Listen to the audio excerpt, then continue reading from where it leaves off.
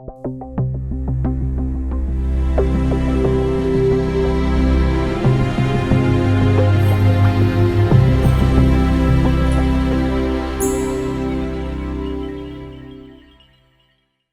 un privilegio y un gozo para mí poder seguir en nuestra exposición de la introducción a los profetas. Y hoy vamos a hablar de un profeta extraordinario, fuera de serie, que es el profeta Amós. Y vamos a ver en un momento por qué era realmente un profeta excepcional.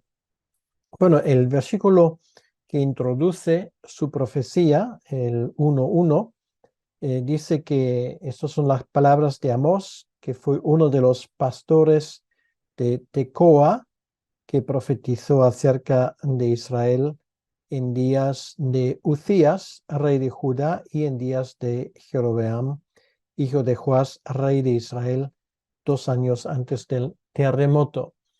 Bueno, esto es mucha información. Primeramente vamos a hablar del lugar. Tecoa se encontraba, era realmente un pequeño pueblo, unos 5 millas, 8 kilómetros al sur de Belén y unos 9 millas o 14 kilómetros al sur de Jerusalén. No se sabe mucho más del profeta, salvo que según su propia declaración, que tenemos en el 7:14, que él era boyero y cultivador de sicómoros. Por lo tanto, esto nos llama la atención porque hemos conocido profetas como por ejemplo Isaías, que tenían, para decirlo así, sangre azul, es decir, que estaba relacionado con la casa real. Luego teníamos profetas como por ejemplo Ezequiel o Jeremías, que estaba relacionada em, con el sacerdocio, eran sacerdotes, pero este profeta realmente no tenía nada que ver ni con la casa real ni con el sacerdocio, y sin embargo nos damos cuenta que era un hombre muy culto, un hombre que conocía bien tanto el reino del norte, Israel, como el reino del sur, que era Judá. Conocía la vida rural de primera experiencia porque era cultivador, era campesino, diríamos hoy, y por eso no era un profeta profesional como otros. Dios le llamó desde los campos para llevar la palabra divina particularmente al reino del norte. Y esto es otra peculiaridad porque viniendo del sur, Dios le manda al norte, al reino de Israel. Entonces, llama la atención, y lo voy a subrayar una vez más, que su trasfondo era rural. Aparentemente el hombre estaba alejado de los centros de erudición y sin embargo estaba muy familiarizado con la historia, no solamente de ambos reinos, del reino del sur, del reino del norte, sino también de la historia internacional. Esto es algo, si leemos los primeros eh, versículos del 1:3 hasta el 2:3, nos damos cuenta que está al tanto de la historia de los pueblos que están alrededor. Bien, si otra vez cogemos esta cronología de los reyes de Israel, de Judá, que van a encontrar ahora en la pantalla, nos damos cuenta, y además el texto lo dice claramente, que el profeta Amós vive y desempeña su ministerio en los tiempos de Jeroboam, y es Jeroboam II, ¿no? El Jeroboam que en su momento llevó a cabo la división del Reino Unido, de Israel y de Judá. Es Jeroboam II, y al mismo tiempo el rey Uzías del Reino del Sur. Esto hace que Amós con todo lo que sabemos del texto, era contemporáneo del profeta Jonás. Y lo que es bastante interesante, que él era uno de los profetas, de los pocos profetas que fue llamados a predicar precisamente al reino del norte. Si quitamos Elías y Eliseo, que obviamente llevaban a cabo su ministerio allí, pero que no hay libro, digamos, profético que lleve ese nombre, es uno de tres profetas, Jonás, Oseas y Amós, que particularmente tienen su ministerio al reino del norte. Y además, si en el caso de Jonás, este hombre, sobre todo, aunque leímos en el texto sagrado que tenía un ministerio profético en Israel, pero digamos su gran misión era llevar eh, el mensaje divino a Nínive. Entonces, Amós, en ese sentido, juntamente con Oseas, es un profeta dirigido de parte de Dios, particularmente al reino del norte. Si volvemos al versículo 1:1, nos damos cuenta que el ministerio del profeta ocurre justamente como acabamos de ver en los reinados de Jeroboam II de Israel y de Uzías de Judá. Bueno, tienen un reinado similar. Jeroboam II reina desde el año 793 hasta el año 753, que son justo 40 años, y Uzías de Judá del 792 al 740. Esto incluso es más tiempo, esto llegan a ser, se suman prácticamente 52 años. Por lo tanto, nos damos cuenta que ambos reinos fueron largos y por lo tanto el tiempo para la profecía de Amós es amplio. Entonces no hay que pensar que lo que tenemos ahí en este pequeño libro es algo o es todo que Amós dijera y además solamente en un día, sino esto seguramente es el resumen y una colección de palabras que se expanden durante un tiempo bastante amplio. El primer versículo del libro también nos da la fecha de inicio del ministerio de Amós. Es muy interesante que dice 2 años antes del terremoto. Y esto es muy interesante porque, aunque no podemos estar seguros de la fecha de ese terremoto, tiene que haber sido un terremoto particularmente devastador, porque si vamos al penúltimo libro del Antiguo Testamento, a la profecía de Zacarías, nos damos cuenta que Zacarías también se refiere a este mismo terremoto. En el capítulo 14, versículo 5 de su profecía, dice: y huiréis al valle de los montes, porque el valle de los montes llegará hasta Azal, huiréis de la manera que huisteis, por causa del terremoto en los días de Uzías, rey de Judá. Aquí también tenemos esa mención, por lo tanto es una fecha bien conocida para la gente de aquel tiempo, aunque nosotros no tenemos constancia de ese terremoto. Entonces, bueno, lo que sí esperemos que con la ayuda de la arqueología, en algún momento sepamos decir la fecha exacta de ese terremoto, porque son los arqueólogos que son capaces, al excavar la capa correspondiente a este año, posiblemente alguna señal de este terremoto.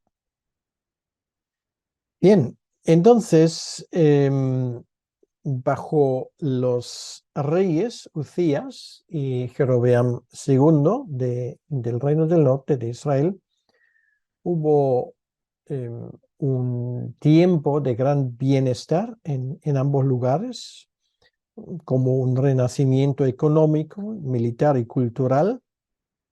Fue un tiempo de gran estabilidad política, de prosperidad. Había paz entre Judá e Israel, y las amenazas externas fueron mínimas. Jeroboam II, el rey del norte, el rey de Israel en particular, revivió a Israel a restaurar las antiguas fronteras, como dice el texto en Segunda de Reyes 14:25, y se extendía desde el norte, desde Lebo Hamat, en el centro de Siria, hasta el Mar Muerto. Entonces, esta expansión, por cierto, había sido predicho y anunciado por el profeta Jonás. Una vez más lo digo, la referencia es Segunda de Reyes 14:25. Entonces, este reinado de Jeroboam II fue de una inmensa prosperidad en el norte, pero esta gran riqueza al mismo tiempo tenía el efecto desagradable de también ser un reino de gran injusticia. Había una fuerte opresión de los pobres, como hoy se diría de las clases más desfavorecidas. Y en ese contexto el profeta Amós entra en la escena y habló con fuerza contra em, esa persecución de parte del rey de Israel contra los necesitados y oprimidos. Luego, también hay palabras de juicio, obviamente. Luego vamos a desglosar esto un poco al ver la división de este libro, pero finalmente Asiria ganó fuerza, se expandió hacia el norte y hacia el oeste, y pues lo inevitable pasó. Israel finalmente llegó a un estado vasallo, lo cual quiere decir que dependía de Asiria y tenía que pagar tributos.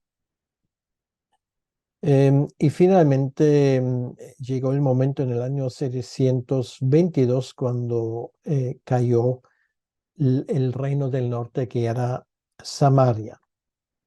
Bueno, esto un poco en cuanto a la historia de, digamos que es el contexto del profeta Amós. Básicamente el libro se puede dividir en 4 partes. Hay una primera parte, que son los primeros 2 capítulos, donde Amós hace mensajes que son dirigidas principalmente a los pueblos vecinos, por ejemplo, Filistea, Damasco, Tiro, Edom, Amón, Moab, y luego también Judá. Y a todas y cada una de esas naciones colindantes, con sus respectivas capitales, el profeta les acusa de crímenes horribles contra su propia población. Había violencia física, había la marginación sistemática de gente pobre, y el profeta presenta la acusación más larga de todas estas naciones precisamente contra Israel. Entonces esto lo tenemos en los primeros 2 capítulos. Luego, la segunda sección la tenemos, perdón, en contra de Judá, dije Israel, en contra de Judá. En la segunda sección tenemos de manera más específica un anuncio de juicios contra Israel. Y esto lo tenemos en los capítulos 3 y 6, y son palabras que realmente nos llaman la atención eh, por el gran impacto. O sea, Amós, estoy seguro que era un predicador que realmente impactaba su audiencia. Él confronta allí a los gobernantes de Israel por sus caminos perversos e injustos y los llama al arrepentimiento. Luego hay una tercera sección que son los capítulos 7 al 9. Y ahí tenemos una colección de 5 visiones del profeta. Las 2 primeras visiones son los de las langostas y el fuego. Amenazan con el juicio divino a Israel. Y las siguientes 2 visiones son de una plomada y de una canasta de fruta madura y señalan la realidad de que Israel no puede evitar la sentencia de Dios. Le llegaría su momento. Y la visión final de Dios en el templo del capítulo 9 lo muestra a Dios preparando para herir a Israel o preparado para herir a Israel en juicio. Y luego tenemos una última sección que es muy interesante porque esta sección es mencionada en el Nuevo Testamento, que es del capítulo 9, versículo 11 al 15, donde se promete una restauración del pueblo caído de Israel en un tiempo futuro.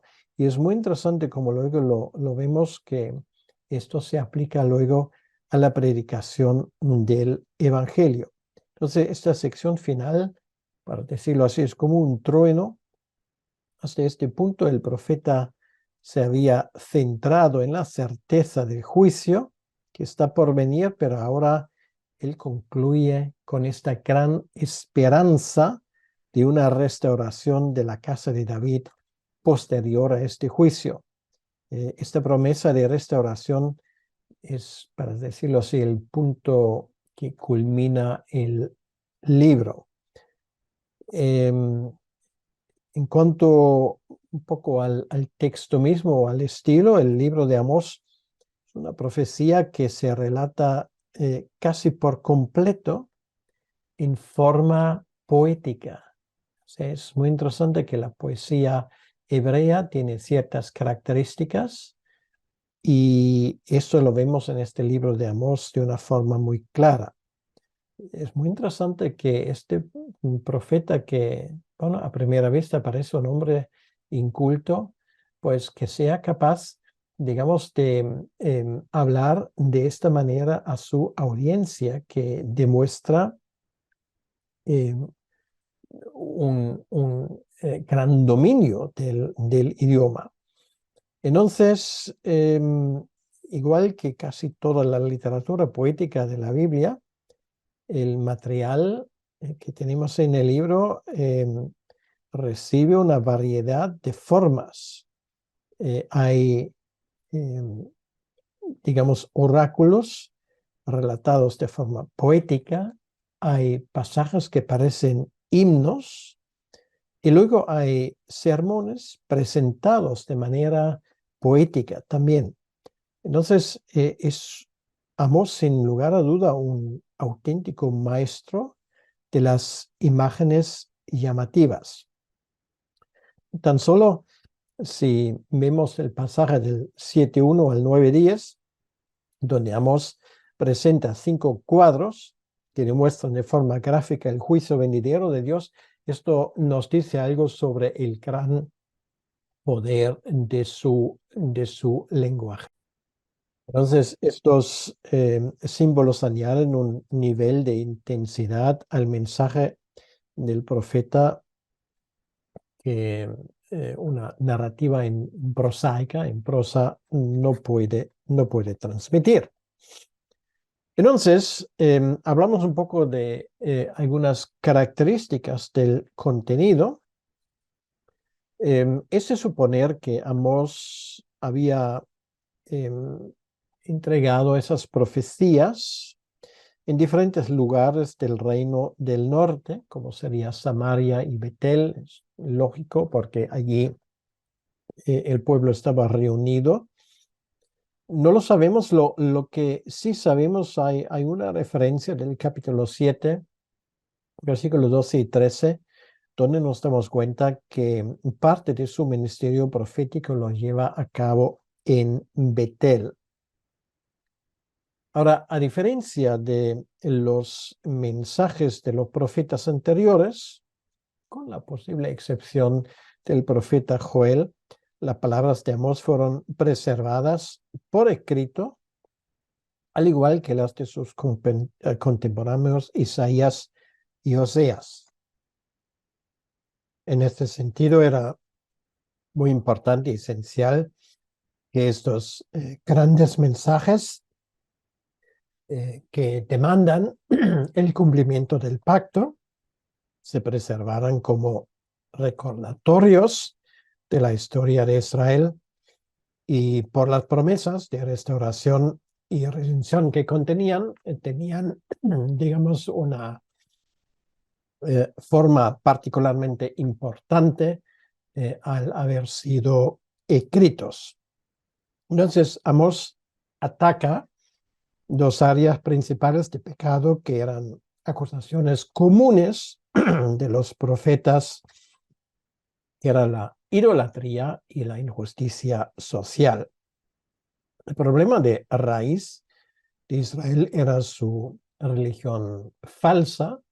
Esto ya empezó desde el primer momento cuando Jeroboam I trasladó oficialmente el centro de culto de Israel a Betel y no a Jerusalén. Entonces él quería que la gente adorara, la gente de su propio reino adorara allí. Entonces, claro, de allí la historia de Israel, del reino del norte, era una historia continua de idolatría. Entonces, esto es una de las cosas que el profeta Amós predica duramente. Ellos tenían, como dice Pablo en el Nuevo Testamento, en 2 Timoteo 3:5, apariencia de piedad, pero habiendo negado su poder. Israel mantenía las formalidades rituales de la ley, incluso las excedía, pero no dejó de comportarse de una forma idólatra continuamente. Vale la pena señalar también la audiencia de Amós. Sus discursos en contra de los enemigos de Israel habrían sido bien recibidos por los habitantes de las tribus del norte, porque de momento Amós pues se dirige a los pueblos vecinos y esto la gente siempre lo aplaude. Pero luego se dan cuenta que ellos también forman parte y están en la mira de Dios por los pecados que ellos habían cometido. Entonces, el Señor envió advertencias a Israel en forma de hambre, en forma de sed, en forma de langostas, de catástrofes, lo que nosotros llamamos naturales, como plagas, había derrotas militares, pero el pueblo se niega a entenderlo. Podríamos decir que Dios usa esos acontecimientos para gritarle al pueblo y sin embargo el pueblo no quería escuchar. Entonces, al no escuchar, pues finalmente el juicio sería inevitable. Y este castigo se presenta a través de una serie de profecías verbales y visiones que predicen la destrucción total y finalmente el exilio. Entonces, esto sobre todo son estos capítulos 3 hasta el capítulo 6, que yo les recomiendo que lo lean detenidamente, donde él anuncia, digamos, este juicio venidero de parte de Dios con palabras muy claras. Entonces, si queremos hablar un poco de su teología, de su forma de ver las cosas, nos damos cuenta que el Dios que predica el profeta Amós es el Dios soberano, el Dios creador. Hizo todos los seres humanos a su imagen y es el único Dios y no hay otro. Esto es el mensaje principal, sin lugar a duda. Por lo tanto, Dios no tolera la idolatría, pero no solamente la idolatría de su pueblo escogido, sino la idolatría en términos generales. Ya quiere decir que la barra de medir, ningún pueblo se libera. Esto es muy importante, no solamente los que formalmente han hecho un pacto con Dios, sino Dios detesta la idolatría, incluso si esa idolatría viene de parte de gente que formalmente no ha hecho un pacto con Él.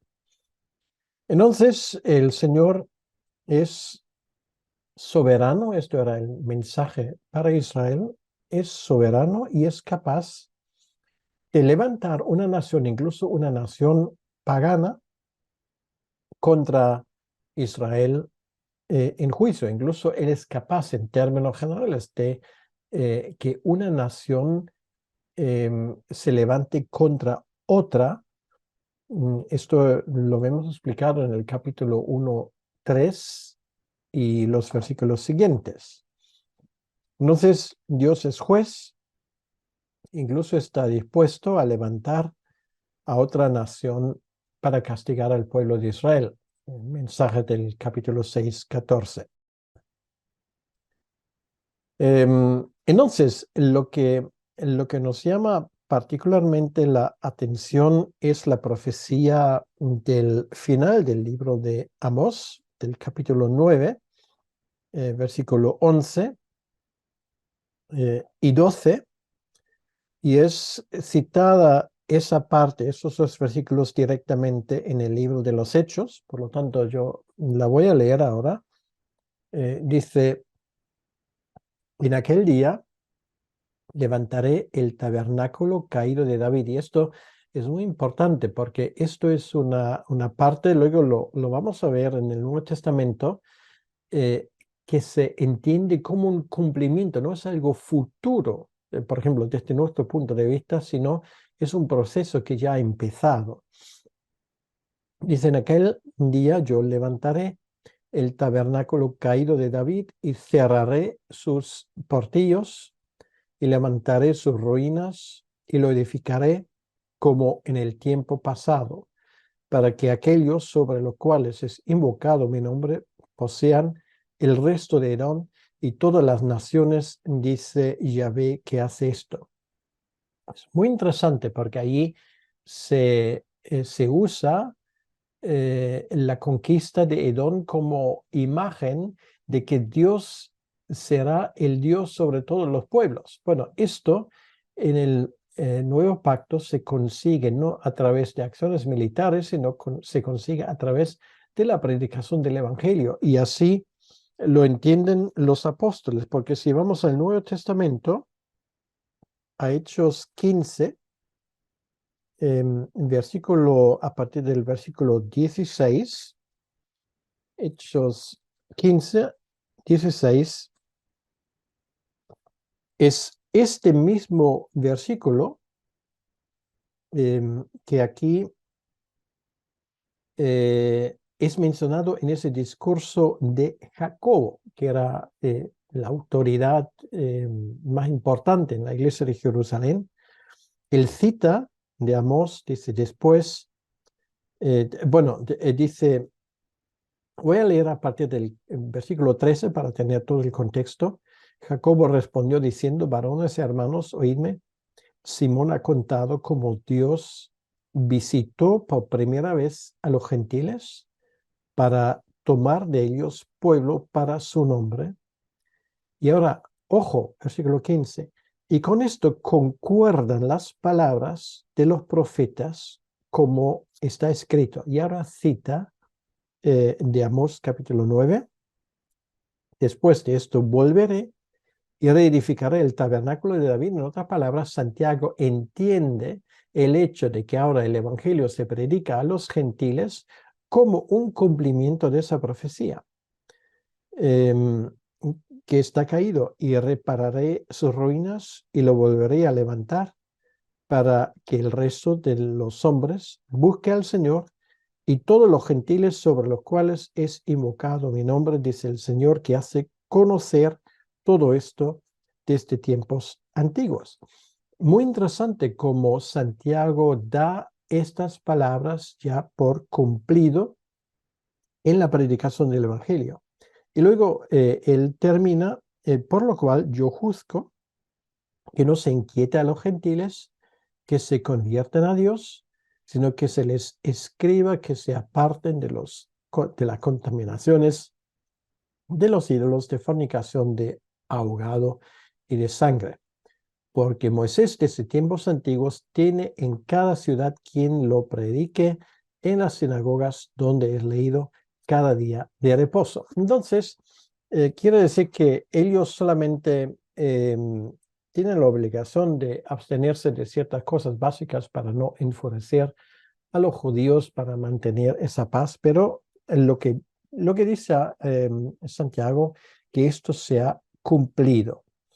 Y por lo tanto, esto es una parte muy importante donde vemos la predicación de Jesucristo ya en este libro de Amós, en esa profecía magnífica.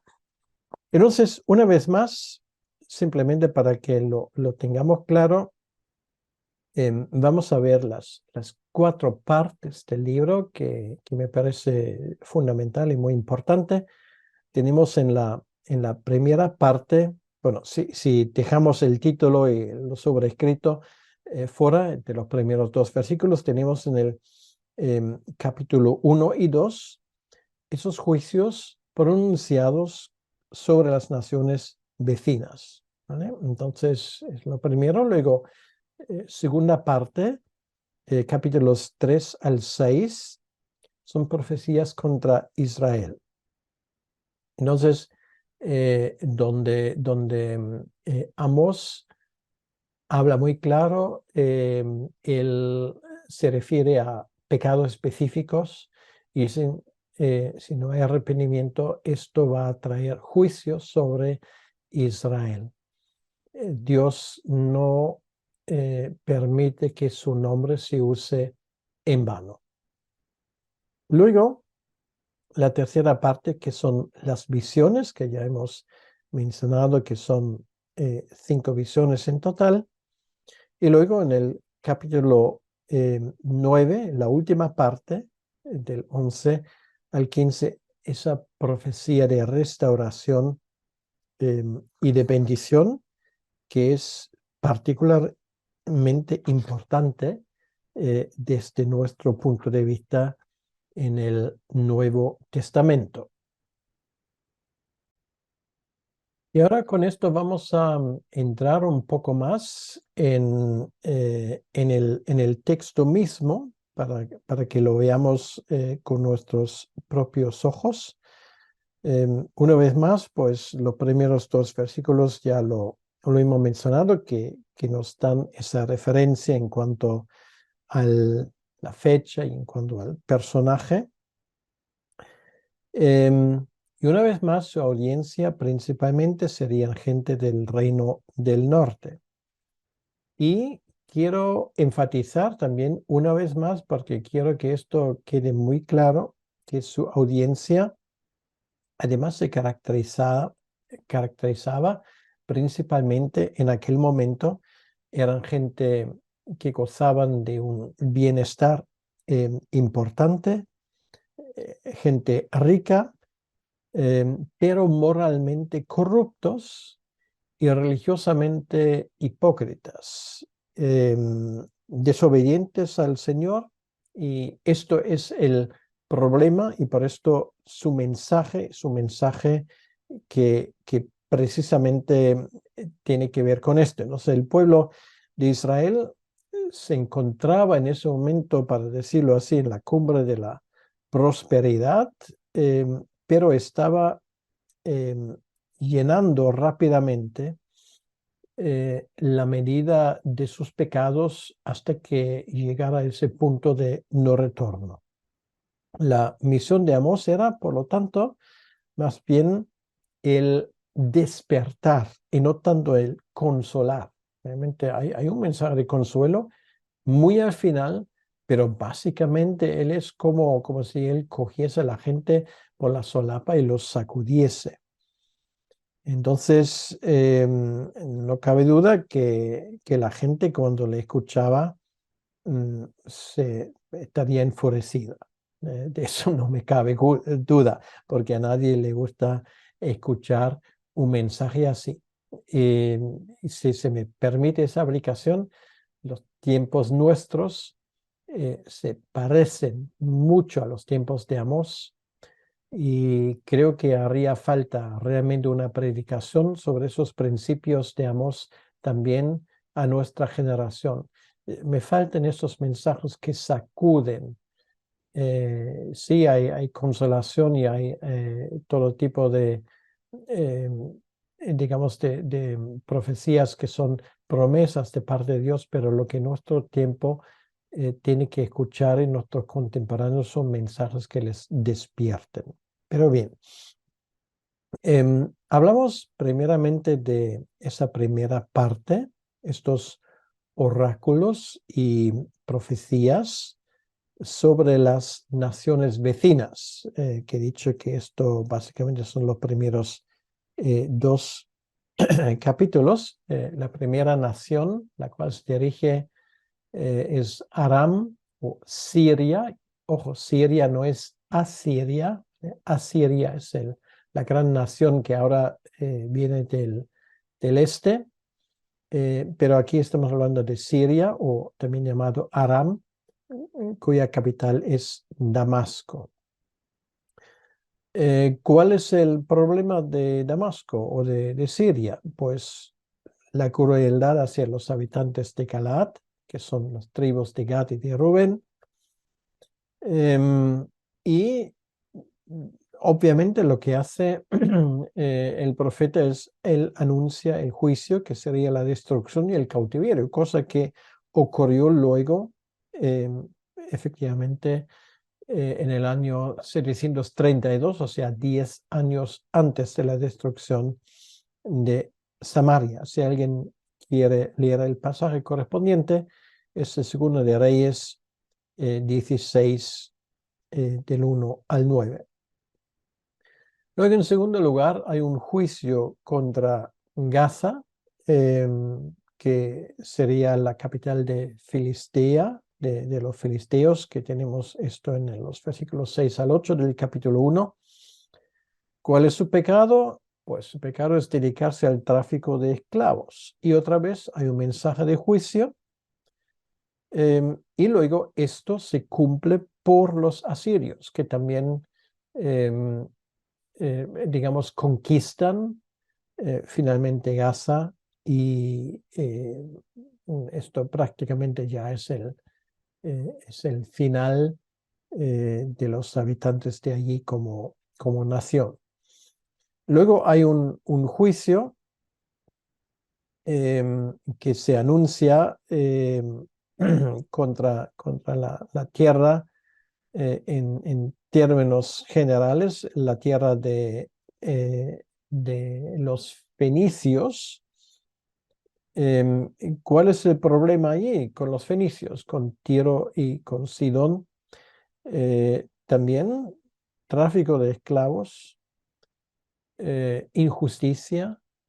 Otra vez habrá el juicio correspondiente divino, que fue iniciado por Nabucodonosor y terminado luego por Alejandro Magno. ¿Sí? Eso también se cumple, aunque en ese caso después de Damasco y después de Gaza. Y luego Edom, su pecado, crueldad contra los hermanos. Los hermanos son los israelitas.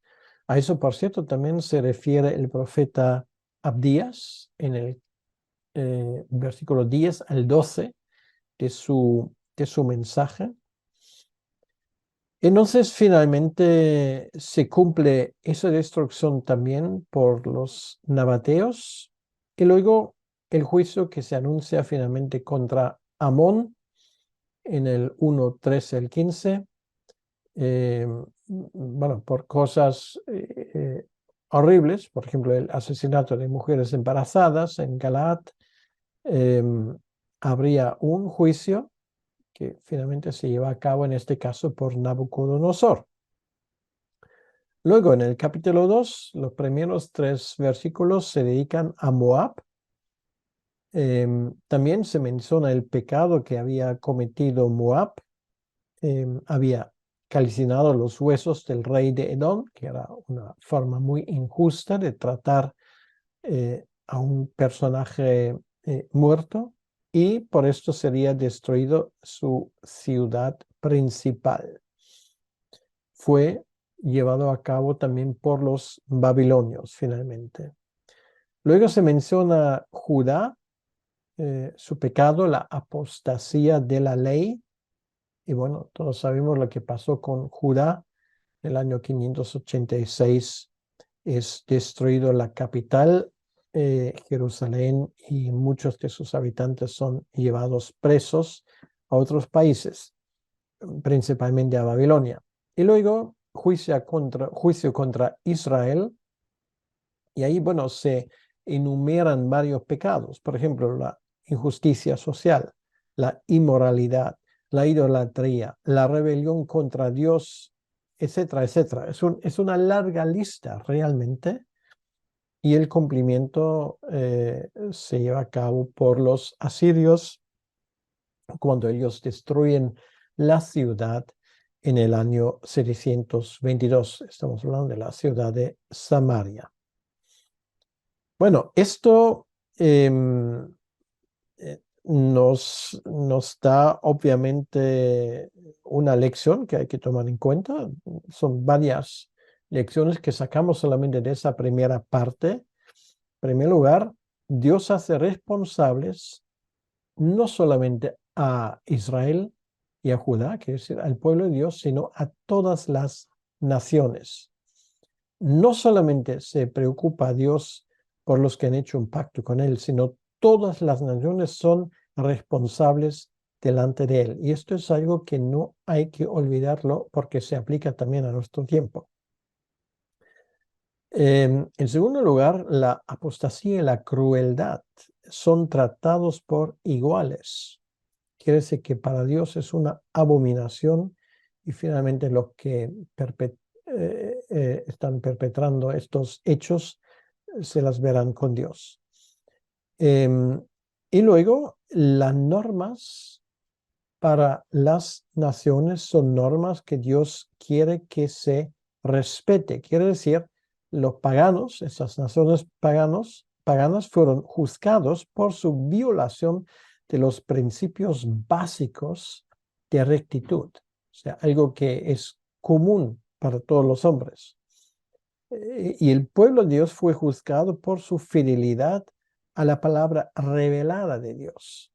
O sea, esto es muy interesante en ese caso, y esto nos da una excelente ilustración de lo que Pablo nos explica en Romanos capítulo 2, realmente. Bien, con esto llegamos a la segunda parte, que son los capítulos 3 hasta el capítulo 6. Y esto ahora son mensajes específicamente para Israel. Entonces, en el capítulo 3 vemos con todo lujo de detalles la perdición de Israel. Amós defiende su derecho a profetizar, porque él dice que el Señor ha hablado contra Israel, y por lo tanto, si el Señor ha hablado, pues es imposible que uno se calle. En otras palabras, allí Amós usa la imagen famosa del león. Si el león ruge, pues entonces la gente se da cuenta. Y Dios ha hablado, y por lo tanto Amós tiene que profetizar, guste o no le guste esto a las personas en cuestión. La perdición de Israel es de tal magnitud que hasta las naciones Asdod y Egipto son llamados como testigos. Bueno, esto en el capítulo 3. En el capítulo 4 se nos lleva nuestra mirada particularmente a la depravación de las mujeres en Israel. Bueno, y aquí pues el profeta Amós entra a saco, no muy de caballero, pero de forma muy certera les llama vacas de Basán. Em, es a veces sus mensajes son mensajes realmente sarcásticos. Em, Habían rechazado los castigos de Dios, el llamado de Dios, y van a tener a raíz de esto las consecuencias. Dios les llama, Él les manda hambre, sequía, pestilencia, peste y guerra, el terremoto ese famoso. Y sin embargo, lo que son realmente acontecimientos que deberían llevar al pueblo al arrepentimiento, en este caso ellos siguen en sus 13 y de ninguna manera se dan la vuelta. Entonces, a la luz de semejante juicio que se echará sobre Israel, no es sorprendente ver que el tercer sermón que tenemos, para decirlo así, en el capítulo 5 y entrando en el capítulo 6, tiene forma de una endecha, que es una canción fúnebre. En otras palabras, Amós ya está oficiando el funeral para Israel. Allí tenemos en el capítulo 5, versículo 1 al 3, un lamento para la casa de Israel. Él ya ve el desastre que iba a venir sobre ellos, que no hay escapatoria si no se arrepienten. Hace una vez una llamada al arrepentimiento. Aún hay esperanza. Por ejemplo, en el capítulo 5, versículo 4 al 7, podemos resumir el mensaje: busquen al Señor y vivan, no sea que venga con juicio ardiente. O mismo capítulo, versículo 8 y 9, busquen a aquel que es todopoderoso. O versículo 10 al 13, porque Él conoce sus múltiples pecados. O el 5, 14 al 15, busquen lo que es bueno, no lo malo, quizá Dios le perdone. Entonces, bueno, está enfatizando el profeta Amós que el pueblo tiene que arrepentirse y dice, bueno, el día del Señor es próximo y ese día del Señor no es un día al final de los tiempos, sino el día del Señor es el juicio de Dios sobre Samaria, sobre Israel, que finalmente se lleva a cabo en el año 622. Bien, entonces esto nos lleva al siguiente pasaje, y este pasaje son las 5 visiones o oráculos de Amós que tenemos en los capítulos 7 a la primera parte del capítulo 9. La primera visión es la visión de las langostas, capítulo 7, versículo 1 al 3. La visión de las langostas ahí tenemos la visión y la respuesta del Señor, y significa que algunos entienden ese pasaje de esa plaga de las langostas como un símbolo de un ejército invasor, y esto es cierto. O sea, tanto tenemos la interpretación literal, que realmente es una plaga que va a venir, como que esta plaga de las langostas representa a Babilonia. Ambas cosas son correctas. Hay un cumplimiento literal y un cumplimiento figurativo. Y es una reminiscencia de lo que vimos en Joel, como el arrepentimiento de la nación evitó la reaparición de la invasión de langosta. Solamente en este caso, en Israel no había arrepentimiento. Luego, la segunda visión, que es la visión del fuego, capítulo 7, 4 al 6. Eso es claramente figurativo, ya que la gran profundidad de la cual se habla ahí es probablemente una referencia al mar Mediterráneo. Y cualquiera que sea el juicio que representa también, Amós quiere que se evite, que es un aviso para el pueblo, obviamente un aviso que ellos no atienden.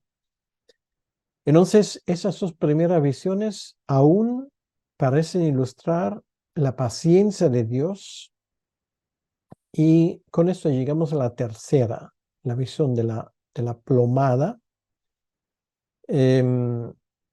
Una plomada se utiliza para medir la corrección de cualquier construcción.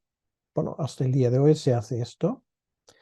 Y esto significa que Dios ha medido tanto a Israel y lo que ha encontrado era defectuoso, tan defectuoso que Dios ya no lo puede pasar por alto. Y esto implica juicio, y sobre todo juicio contra sus líderes religiosos y políticos.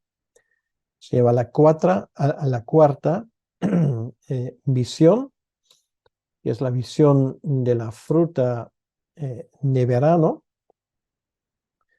Eh, esto habla de la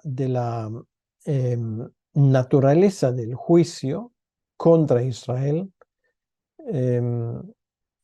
y nos indica esa visión donde se ve una cesta de fruta de verano bastante madura. El Señor revela que es el fin de Israel, que se está cercano y que está madura esa nación para el juicio. Esto nos lleva a continuación a la visión del Señor junto al altar. Y esto significa que este altar será destruido, nadie escapará. Esto es lo que Amós dice claramente, y habla de la inevitabilidad de este juicio divino.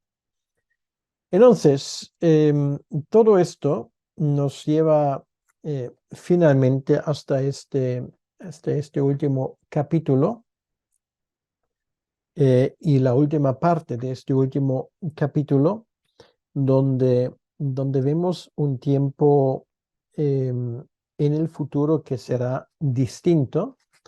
Y esta es la única parte realmente en el libro de Amós donde podemos ver el relucir el nuevo pacto. Y voy a concluir con los últimos versículos, el 13 al 15, porque los otros ya hemos leído. ¿Se acuerdan que Santiago los cita en su discurso en Hechos capítulo 15? Y dice, he aquí, versículo 13, vienen días, dice Yahvé, en que el que ara alcanzará al segador, y el pisador de las uvas al que lleve la simiente, y los montes destillarán mosto, y todos los collados se derretirán.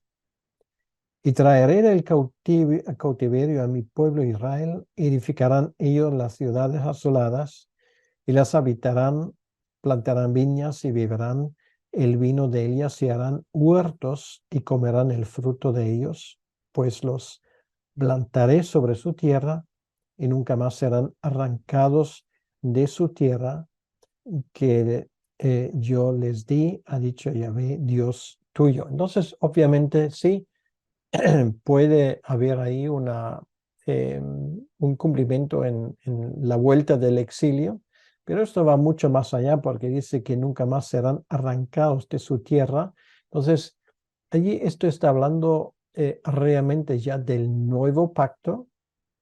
Quiere decir que habrá bendición de parte de Dios, y esto nos indica hasta hacia el futuro, no es una, no es una profecía que tenemos que esperar un cumplimiento literal, porque ya nos hemos dado cuenta. Y a veces es sorprendente como algunos expositores de la Biblia no se dan cuenta de ello. En los versículos 11 y 12, el mismo Santiago entiende que esto está hablando del tiempo del Evangelio. Y por supuesto lo que viene después también quiere decir que efectivamente bajo el reinado del Mesías finalmente habrá paz, primeramente una paz interior, pero finalmente cuando Dios establezca su gobierno, también lo que vimos en Apocalipsis, al final nos damos cuenta que esto también será literal cuando Dios realmente, por la predicación del Evangelio, nos dé un tiempo de gran bienestar, y esto por supuesto luego se aplica también al tiempo y al estado eterno. Bien, pues esto fue el mensaje de Amós, un mensaje realmente extraordinario, muy fácil para recordar la forma como se divide el libro. Lo hemos hablado varias veces. Yo les recomiendo que esto lo aprendan de memoria porque les ayudará grandemente a recordar el mensaje de este profeta. Entonces, gracias por su atención y vamos a terminar ese tiempo en oración como es nuestra costumbre. Señor, gracias te damos por este tiempo y pedimos que tú nos ayudes a entender, aplicar también el mensaje del profeta Amós a nuestros tiempos. Gracias te damos, Señor, por estar con nosotros y pedimos que tú bendigas este estudio en todos los estudiantes que lo siguen. Te lo pedimos, Señor, en tu nombre. Amén. Que Dios me los bendiga.